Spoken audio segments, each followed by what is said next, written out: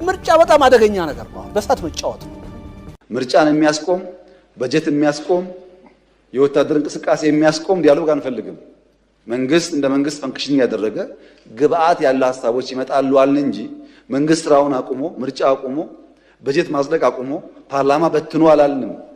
ደረስንበት ደረጃ ግን የሽግግር መንግስት ማቋቋም የትኛውንም ያህል ከባድ መሆኑ እንደተጠበቀ ሆኖ እሱን ከማድረግ ውጭ ግን አማራጭ ነው።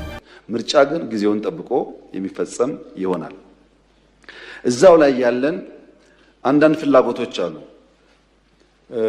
እንትን ቦታ ወረዳ ላይ 3 ሽፍታ ስላለ ምርጫ አይካሄድም፣ እዛ ቦታ ኤርትራ ምርጫ ባይደረግ እያለች ስለሆነ ምርጫ አይደረግም ምናምን ብሎ የሚያስቡ ሰዎች አሉ። ምርጫ ይደረጋል።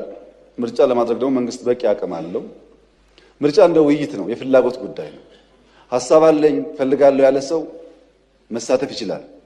እርግጠኛ ሆኜ የምነግራችሁ 6ኛው ሀገራዊ ምርጫ እስካሁን ከነበረ ምርጫ የተሻለ ነው። ድፍን ኢትዮጵያ ሕዝብ ያውቀዋል። 7ኛው ደግሞ ይሻላል።